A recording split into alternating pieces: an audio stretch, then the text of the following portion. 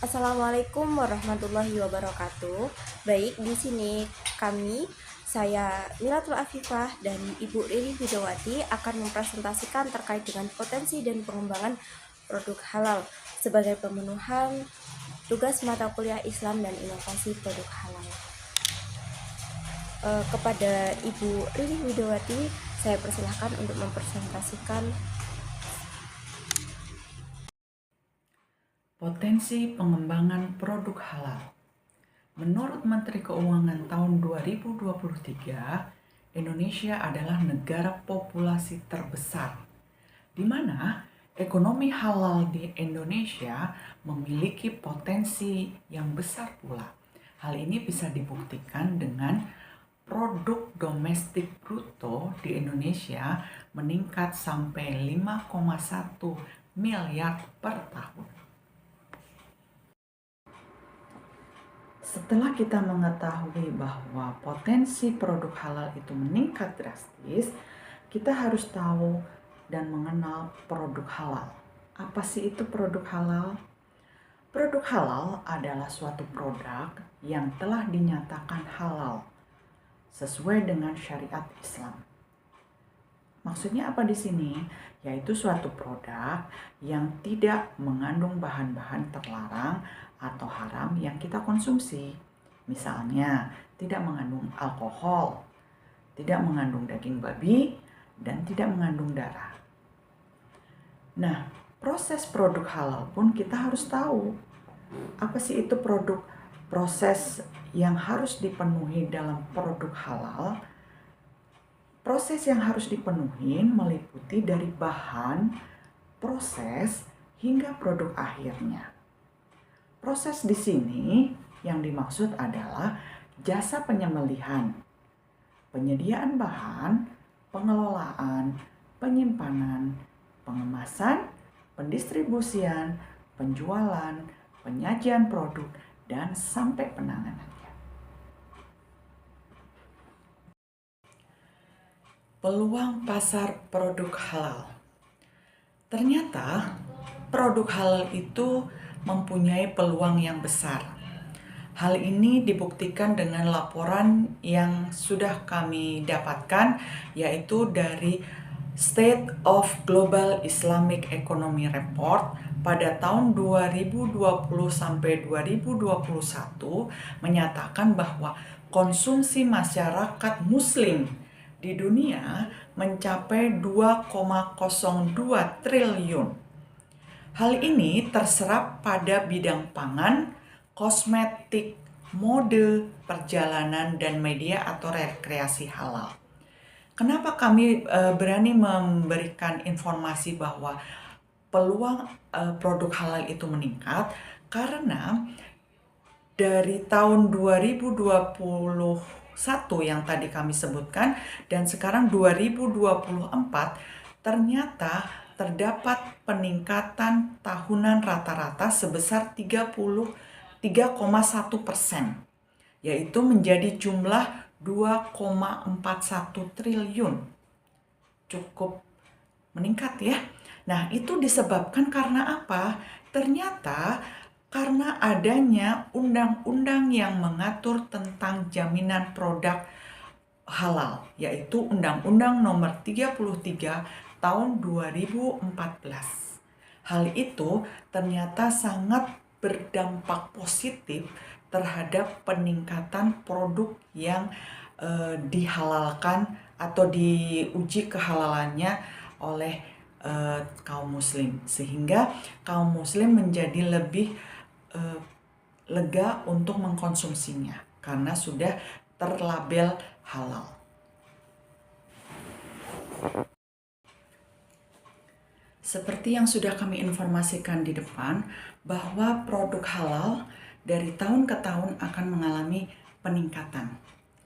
Tetapi di balik itu semua, ternyata produk halal itu mengalami tantangan. Dari mana tantangan itu? Sebetulnya tantangannya adalah dari masyarakat itu sendiri yang tidak konsekuen untuk mengkonsumsi makanan yang halal.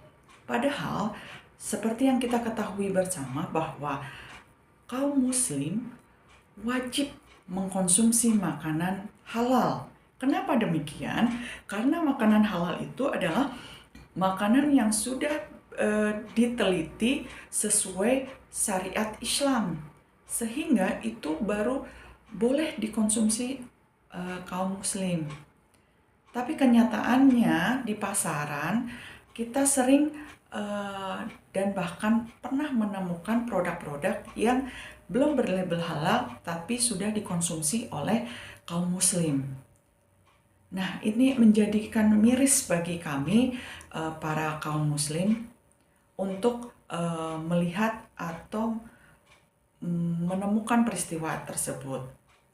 Hal itu bisa disebabkan karena ketidaktahuan atau rasa cuek pada manusia itu sendiri.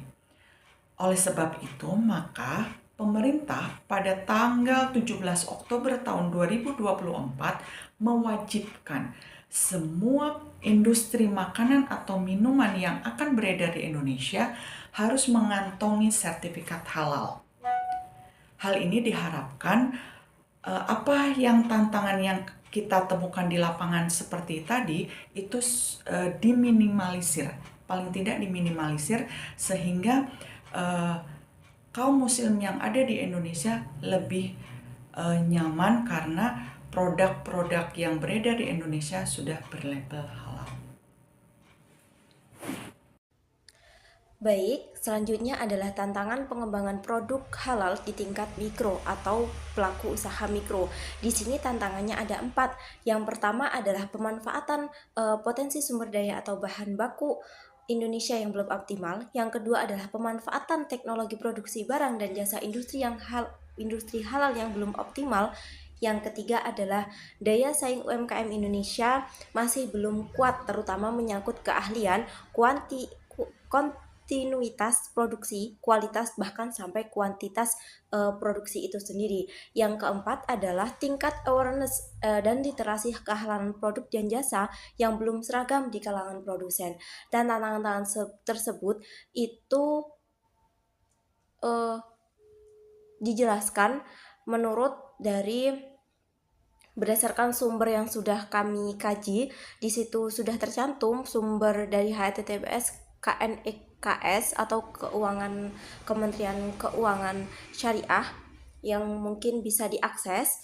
Yang kemudian adalah slide selanjutnya adalah tentang strategi nasional pengembangan industri halal di Indonesia, di mana di sini terdapat 5 kategori yang tercantum dalam GRIPS.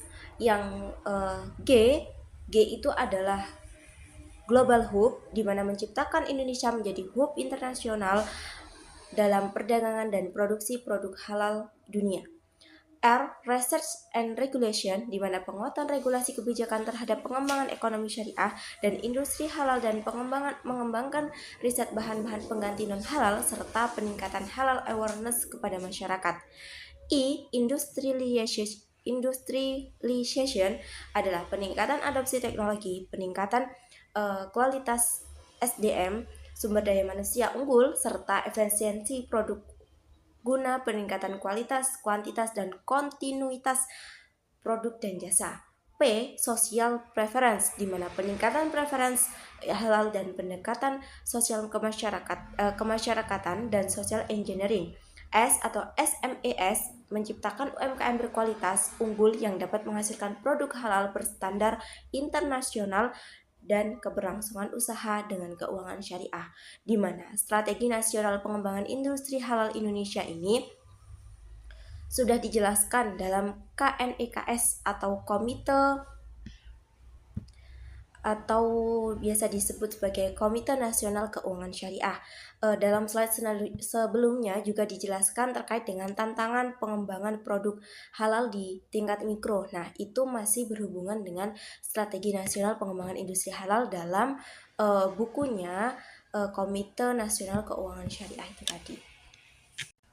Selanjutnya adalah inovasi dalam produk halal. Inovasi dalam produk halal menurut Su Cho Finbo .co.id dalam inovasi produk halal memenuhi permintaan konsumen yang berkembang. Di sini ada 4 hal yang tercantum. Yang pertama adalah jajanan sehat, di mana jajanan sehat sebagai pengembangan dari produsen makanan ringan halal untuk memenuhi respon konsumen.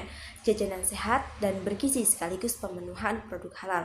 Jadi, jajanan sehat bergizi di sini konsumen tidak hanya mencari jajanan sehat dan bergizi, namun juga pemenuhan sebagai produk halal untuk dikonsumsi oleh masyarakat muslim, karena Indonesia sendiri mayoritas adalah beragama muslim.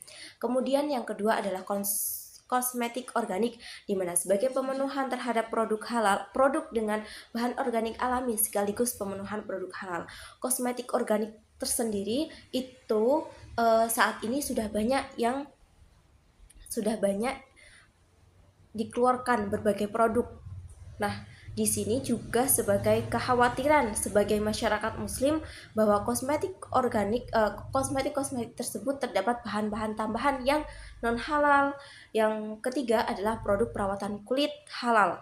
Sebagai produk aman yang aman secara agama atau sebagai produk halal sekaligus bermanfaat bagi kulit, di mana konsumen di sini juga tidak hanya merawat kulit untuk sehat saja, namun juga baik untuk badannya, untuk secara agamanya. Yang keempat adalah minuman bersertifikat halal. Minuman sendiri juga selain daripada sehat dan aman konsumsi juga halal dan jauh dari bahan haram untuk dikonsumsi, seperti itu. Selanjutnya adalah terkait dengan sertifikasi dan standar halal, di mana sertifikasi halal sendiri adalah pengakuan kehalalan suatu produk yang dikeluarkan oleh BPJPH berdasarkan fatwa tertulis yang dikeluarkan oleh MUI. Dengan hal ini sesuai dengan pasal 4 Undang-Undang Nomor 33 Pasal 4 Undang-Undang Nomor 33 Tahun 2014 tentang jaminan produk halal, bahwa setiap produk yang masuk, beredar, dan diperdagangkan di Indonesia wajib bersertifikat halal dengan ketentuan produk wajib halal yang tertuang dalam pasal 135 Peraturan Pemerintah Nomor 39 Tahun 2021, diantaranya adalah berupa makanan, obat-obatan, kosmetik, produk kimiawi, produk biologi, produk rekayasa genetika, bahkan barang gunaan yang dipakai, digunakan, atau dimanfaatkan. Baik, terima kasih. Ini sebagai slide terakhir, sebagai slide penjelasan presentasi kami terakhir. Oleh sebab itu, saya tutup presentasi hari ini. Saya ucapkan terima kasih. Mohon maaf atas kesalahan dan kekurangan. Wassalamualaikum warahmatullahi wabarakatuh.